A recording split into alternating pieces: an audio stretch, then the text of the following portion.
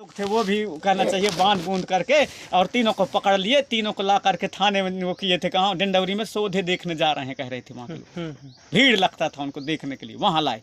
दुनिया के कोई भी ऐसे जितने भी संस्कृति हैं, जितने भी अपने आप को धर्म, कोई कर्म, कोई ये होता है, यह पंथ, कोई यह समुदाय, कोई वह समुदाय, यह सब ऐसा वाले, कोई संस्कृति में ऐसा है कि 48 घंटा बाद धरती के भीतर के गड़े हुए कोई जिंदा करके निकाले है? ये कब की बात है? 25 साल की बात।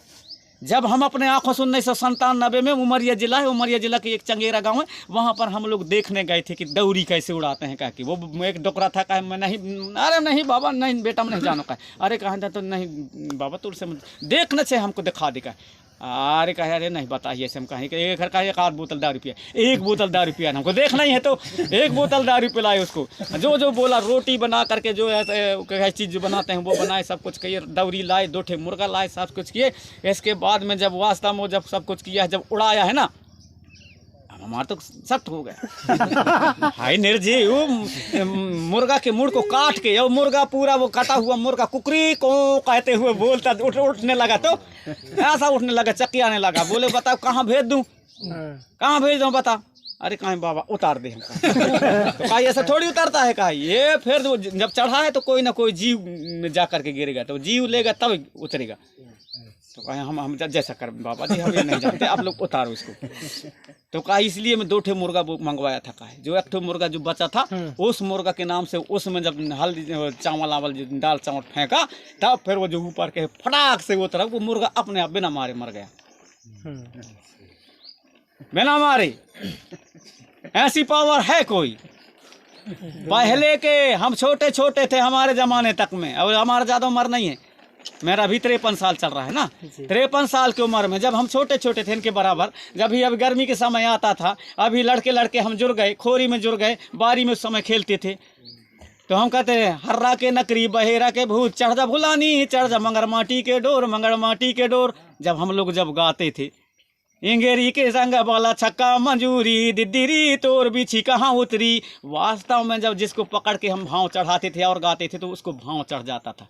जब बच्चे बच्चे जिस समाज में इतना गुण रखते हों, इतना दिमाग रखते हों, इतना पावर उनके पास हो, तो बुजुर्गों के पास कितना पावर रहा होगा, कितना पावर रहा होगा। जब हम छोटे छोटे बच्चे उसको भाव चढ़ा करके, और यदि नहीं उतरता था तो कई जगह के जूठा उठा मिलता था, लाद के चटा देते थे, उस समय डोंडी ओड़ी चलते थे ना, वहां से तब उतर जाता था।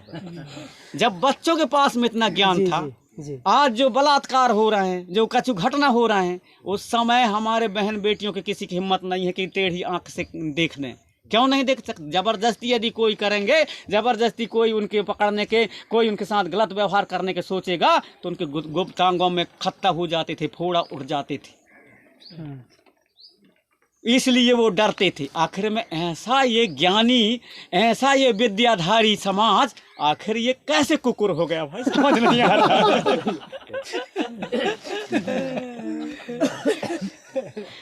नहाने से नहीं होता जी, नहाने से शक्ति नहीं आता। यदि नहाने से शक्ति आता तो जो नहा करके रोज दिन पूजा पाठ करता है वो ज्यादा भक्ति भाव करता, ज्यादा लोगों को ठीक करता। लेकिन ऐसा नहीं होता।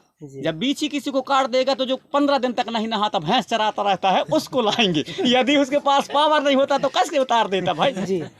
वो कब भी नहीं नहाता। और पढ़ने लिखने से ज्ञान नहीं आता।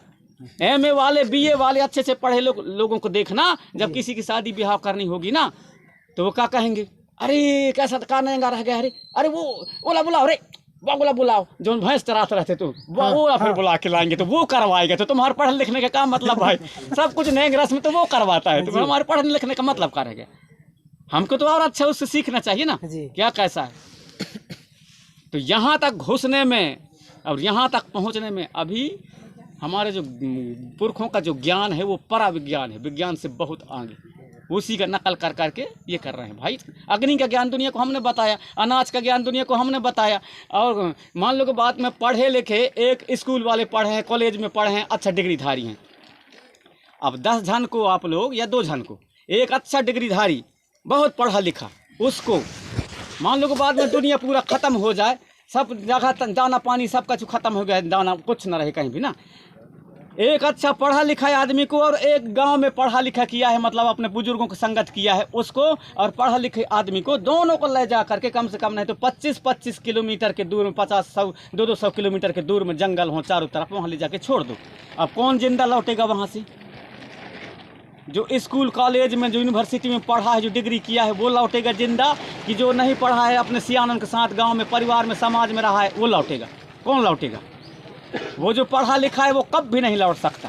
उसको मालूम ही नहीं है, जब भूख लगेगा वहाँ, अनाज नहीं मिलेगा, वहाँ खाना नहीं मिलेगा, पानी नहीं मिलेगा, तो जो संगत किया है बुजुर्गों के, सियानों के, परिवार में, अपने गांव बस्ती में, उसको मालूम है कि कौन पेड़ के छाली खाया जाता है, कौन पेड़ के कांदा खाया जाता है, कौन पेड़ के पत्ती खाया जाता है, जिंदा रहा जाता है। उसको जो पढ़ा लिखा है उसको तो ज्ञान ही नहीं है कुछ भी।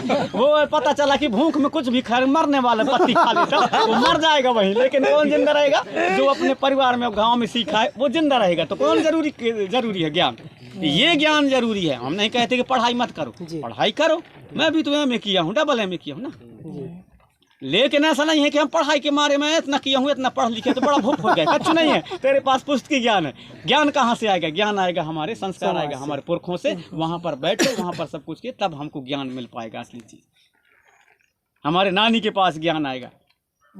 अब हमारे पुरख अब छोटे छोटे क्या थे, शायरी बनाते थे, उस समय आग जलाते ना, अंगीठी नहीं जला करते थे, जला लेते थे, तो वहाँ ठंड के समय में सब जुड़ जाते आसपास के। अब आसपास के जुड़ते थे, जब आसपास के सब जुड़ जाते थे, बाल बच्चे सबसे आने भी जुड़ते थे, नानी भी जुड़ती थी, वहाँ दादी भी रहे, वहाँ आजी भी रहे, वहाँ नाना भी रहे, वहाँ काका भी रहे, सब कोई रहे, अपने अपने हिसाब के वहाँ तापते थे आगे। अब जिसको जैसे घेर ले उसको, तो जो पीछे आता था, मैं बहुत छोटे से मेरा दिमाग काम करता था, तो उस चीज़ को जब पीछे आता था क्या करता था, जब उसको जगह नहीं मिलता था तो क्या कहता था, इतना बड़ा कुम्हड़ा रहे ना, कहते थे।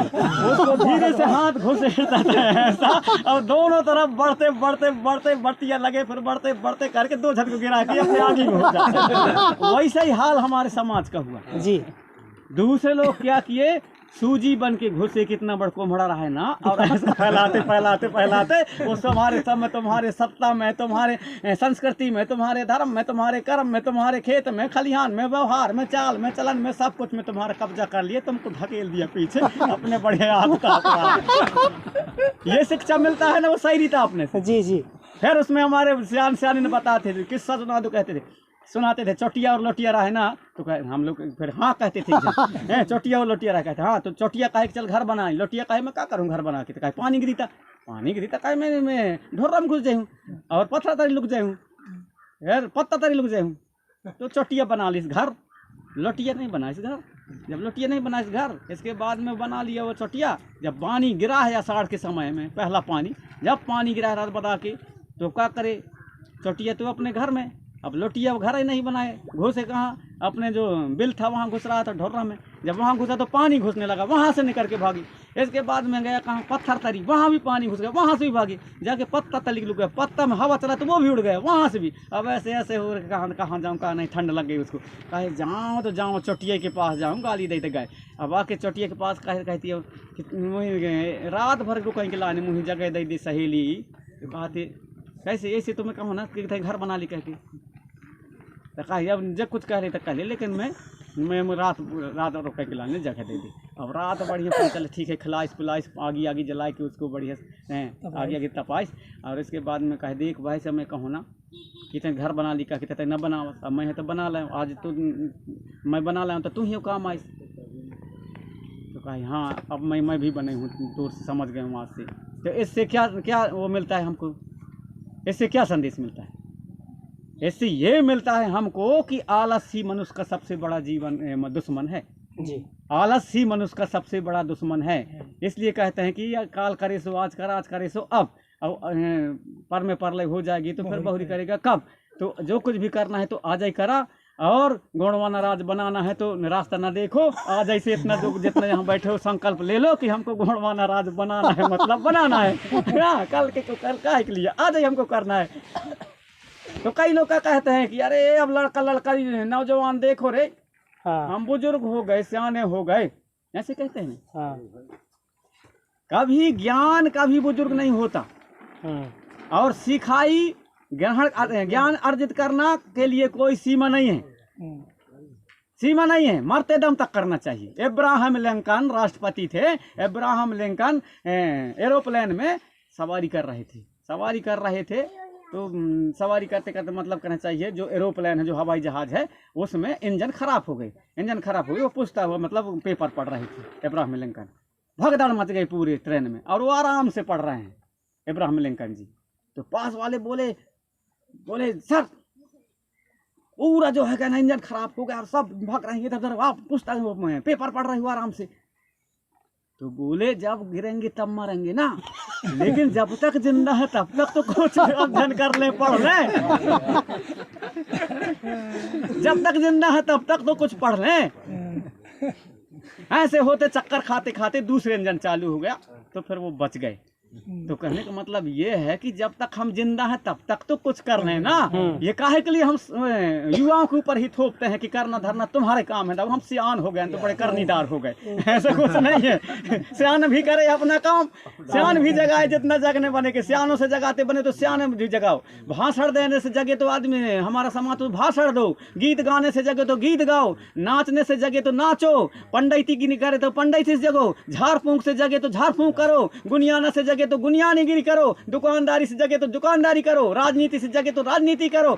जहाँ से समाज जगे और समाज संगठित हो, पहले जैसे हमारे समृद्धशाली गोंडवाना साम्राज्य का जो दर्शन है, जहाँ ना कोई भेदभाव था, ना कोई ऊंच नीच था, सब एक जैसे समान रूप से जीते खाते थे, उस व्यवस्था पे लागू करना है तो सबकी जवाबदारी है। बुजुर्गों की भी जवाब है, सियानों की भी जवाबदारी है, सियानन की भी जवाबदारी, नानी की भी जवाबदारी, दादी की भी जवाबदारी, आजी की भी जवाबदारी है, काका की भी जवाबदारी है, दादा की भी है, दाई की भी जवाबदारी है, मामा के भी, मामी की भी, भाभी के भी, और भैया की भी जवाबदारी है, सांगों की भी जवाबदारी, भांटों की भी जवाबदारी है, और नन्हे मुन्ने छुआ पूता लड़का बच्चा सबके जवाबदारी, तब गोंडवाना बनेगा।